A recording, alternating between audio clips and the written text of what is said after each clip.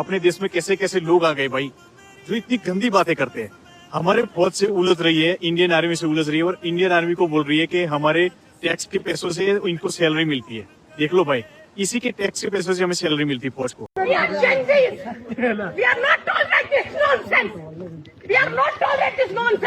हम किसी को नहीं छोड़ेंगे, हमारे टैक्स से सबको सैलरी जाती है, हम इसीलिए टैक्स भरते हैं। ये लोग हमसे ऊपर हो गए, अब जाएंगे तो सारे जाएंगे वरना कोई नहीं जाएगा। आपका जो भी हुआ था मैंने उसकी वीडियो बनाई, अगर पार्लियामेंट तक की बात नहीं गई ना मेरा नाम बदल देना। ये इंडिया की पहली 40 साल की जेनजी है जिसको हिंदू और मुस्लिम दोनों कमेंट में गालियां दे रहे हैं। इनको लगता है कि ये टैक्स भरते हैं मतलब ये आर्मी को कुछ भी बोल सकते। वो आर्मी जो इनको प्रोटेक्ट कर रही है, इनको प्रोटेक्ट करने की जरूरत नहीं है। ये जेनजी है तो हम क्या है। हम रिस्क नहीं लेना चाहेंगे। जब एरिया सेफ होगा, तभी हम आपको ऊपर भेजेंगे। ओके।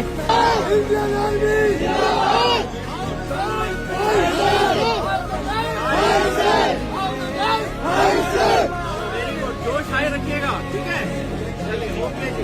कल लद्दाख में जो हुआ उसने पूरे देश को सोचने पर मजबूर कर दिया कि क्या सच में ये हमारे देश का जेनजी है जो देश के सैनिकों को ये कहती है कि हम टैक्स देते हैं और उसकी वजह से तुमको सैलरी मिलती है, जो ये कहती है कि हम जेनजी है और हम इसे बर्दाश्त नहीं करेंगे। जिस भारत देश की आर्मी के नाम से दुश्मनों की रूह कांपती है, उन्हीं आर्मी के जवानों को कल इस जाहिल महिला के सामने हाथ जोड़ने पड़ गए। क्या ये जेनजी है?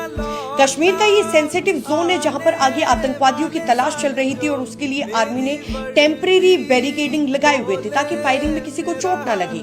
और सिर्फ इसी वजह से इस लड़की ने कल आर्मी के जवानों के साथ बदसलूकी की। क्या टैक्स देने पर इस लड़की को ये हक मिल जाता है कि उन जवानों की कुर्बानी को छोटा समझे जो इस देश की रक्षा के लिए अपनी जान गंवा देते हैं? आपको किसी सरकार या फिर किसी पार्टी की आलोचना करनी है, आप कीजिए।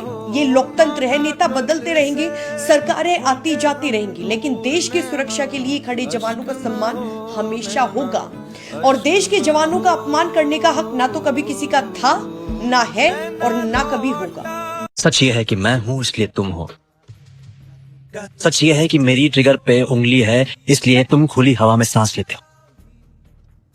सच ये है कि 7000 फीट ऊपर मैं अपनी हड्डियां गलाता हूं इसलिए तुम्हें सहूलियत मिलती है बुद्धिजीवियों की तरह बात करने की, संवेदनशील होने की, रिस्क हो जाने की, इश्क लगाने की,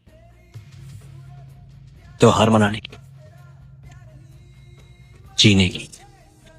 मैं आर्मी को पहले तो जय हिंद, अपने जवान भाइयों को जो मेरे भाई बाप सब कुछ हैं जिनकी वजह से हम लोग अपने घर में सेफली सो पाते हैं, सुबह उठ पाते हैं। आप लोग बॉर्डर पे रह के हम लोगों की सेवा करते हैं, लेकिन हम जैसे बदतमीज लोग, बात तो सही है, फ्रस्ट्रेशन में आके कुछ भी बोल देते। ये सब क्या देखना पड़ रहा है। जबकि आप लोग हमें कभी कुछ नहीं बोलते।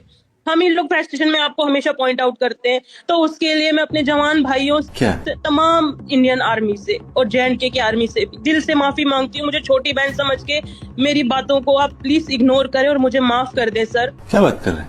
मुझसे बहुत बड़ी गलती हुई जो मैंने ये सब चीज बोली। मुझे ये चीज बहुत रियलाइज पहले भी हुई थी, तभी मैंने वो वीडियो कभी भी नहीं चढ़ाया क्योंकि मुझे पता था मैंने वहां पे चिल्ला के गलत किया है। लेकिन आप लोगों ने कुछ भी मुझे नहीं बोला। मैं ये चीज मानती हूँ। प्लीज मेरे देश के जवान भाई मुझे माफ कर दो। ये दिल जो बरसों से खाली खाली सा किसी के आने से सजा दीवार।